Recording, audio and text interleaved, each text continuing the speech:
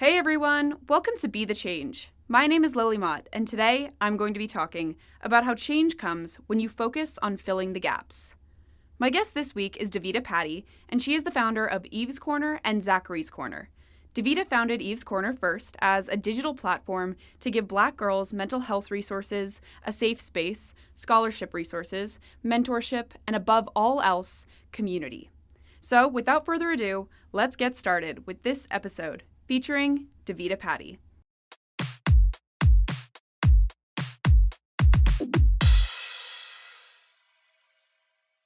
Hi, everybody. My name is Davida Padi. I'm 19 years old and I'm from New Jersey. I'm mostly well known for my digital online platform called Eve's Corner and Zachary's Corner. So I created Eve's Corner during March of 2020. And this was during the time where I think a lot of times we were shifting from being in person and going online. And I noticed that my peers and my own mental health was kind of dwindling. And so I created this to kind of have resources and scholarships for people.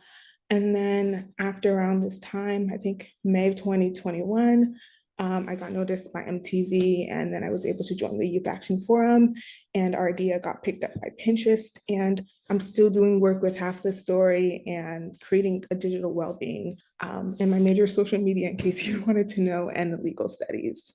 That's a great start. So, I would love to dive into this title of digital wellness advocate because it's one that I don't think I've heard before. Can you tell me more about what that role means and what that looks like in your life? What motivated you to step into this role? Just give me the whole scoop on your experience as a digital wellness advocate. So I started creating on social media since I think I was 14. And one thing that I noticed was there was really not a balance between content creators and their audience, and also how much we were involved with creating content and how it was kind of draining for us. And so moving past the time of like content creation kind of being low key towards like 2020, where I think everyone wanted to be an influencer. You asked like a kid in high school, what do you want to be? They're like an influencer. And it kind of, you saw like that bridge between like, how is social media actually affecting the youth of our time, and is it a good thing? Because of course, I think of Jean Twen's book, Has Social Media Destroyed a Generation? And she really just talks about how kind of our connection and our skills with talking with each other is kind of dwindling. And so even though we are more connected than any other generation, we are still kind of facing the fallbacks of relying on an online only basis. That's really interesting because I feel like I've had a lot of conversations both on this podcast and just in my life about the positives and negatives of social media. I would love for you to share your thoughts on the pros and cons of social media because it seems as though you're someone who loves creating, but who's also learning about social media and maybe skeptical about some of its effects as well. So, can you share your thoughts on that balance between the positives and negatives of social media? Yeah, I think for me, it's taking social media breaks and also sometimes not putting on my comments. And I was actually just talking with a bunch of Pinterest creators because I think Pinterest is one of the few apps that actually like puts your mental health first. And so them not having like to constantly worry about their numbers and engagements and actually worry like more about the content that they're creating has been really good for them. And I think for me also, I started working with Pinterest and I started like going back because fun fact, Pinterest was one of the first social media apps I ever downloaded. And so when you see like my Instagram names, it all came from Pinterest. And I think it's kind of like cool to see how much they're putting into their wellness and well-being efforts. And I think that other apps should take more notice to that. I have TikTok on my phone and it's always set for like a 30-minute break. So it lets me know that you're on this app for way too long. And I would love to see like other social media apps implement that because it's not only for consumers, but it's also for social media apps to kind of take that responsibility. That's an interesting idea with the breaks and everything, and that maybe the onus should be on the apps as well. So, tell me more about Eve's Corner. Can you tell me more about what you're working on with the organization? So I think when we're talking about social media and social wellness, I think a lot of times when we're told to put our mental health first, what does that really mean? Because some people are struggling to even like go to school. It's so expensive. And I think when I created Eve's Corner, it was about finding that accessibility and using social media again for good. And so with Eve's Corner, it's all about finding scholarships because I don't feel like students should have to worry about that if they're going to school. So I think for me, I love researching, I love finding stuff. And like my mom would ask me, "Oh, what are you doing right now?" I'm like, "I'm looking for this cool thing for my sister to apply to." Like, I think because like I had a passion for that, I wanted to kind of just spread that word. But also kind of because it's super inaccessible to get like mental health checks from doctors and all that stuff. I wanted to also create a website where you could find that with a click of a button. And I think that's what Eve's Corner is really doing. Zachary's Corner again was like more general, and I still run that page, but I think Eve's Corner is more nuanced because it's able to find young girls at the place where they're at, especially like in this time where we're seeing like comments and whatnot on social media. And so that's what I'm doing with that app. And well, no, sorry, not the app, the platform. But yeah. So, as far as the work you're doing and everything that you're learning about these issues, what changes would you like to see when it comes to social media and regulation in the future? Yeah, definitely COSA, the Kids Online Safety Act, has been on my mind recently.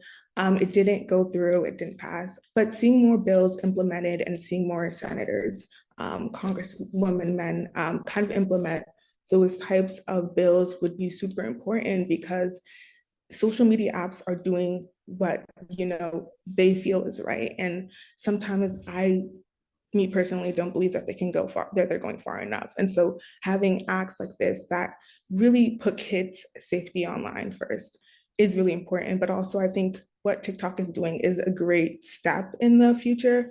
But I hope that they're able to implement more changes because we really need to look about how addictive social media is right now and what it's kind of doing to this generation. Yeah, I think the addictive point is an important one that I can also really relate to. I feel like I look at my screen time each week and I'm shocked sometimes. So, I have one last question for you. Lots of young people, especially college and high school students, want to create change, but they may not know where to get started. Do you have any advice for those people who may be listening? I think I was in a Look Up Live event. They're doing a lot of work with like tech and creating like a sustainable future. And I think her name's Sophie. I worked with her at MTV. She said, you don't need to start an NGO. You don't need to start a nonprofit. You don't need to start like a website. It's great that people do that, but really getting involved within your community and making change throughout where you live is like the first step. And I joined the first like civic organizations where I went door to door canvassing. And I think that's really what got me started into this work. And it was just really working locally because seeing local, we think federal level all the time, but honestly, I think that local, working with your local representatives, brings a lot of change and it actually impacts you as you see right now.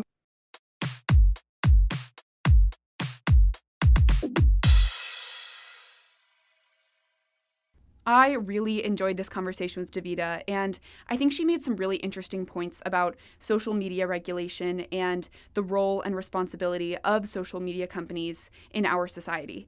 I think the story behind Eve's Corner and Zachary's Corner really speaks to how committed Davida is to creating community and providing resources through technology.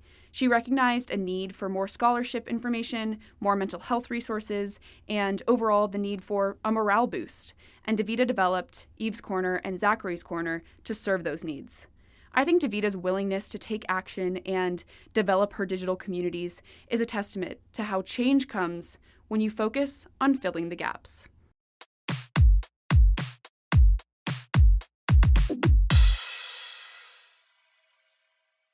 Thank you so much for listening to this episode, and you can find Davida on Instagram at HelloDaviP to get connected with her. I also included the link to Eve's Corner in the description of this episode if you're interested in visiting the site. If you want to talk about anything I mentioned, please reach out to me by email at lily@bethechangepodcast.org or on Instagram at bethechangepodcast. Tune in for my next episode, but until then, be the change you wish to see in the world. Bye, guys.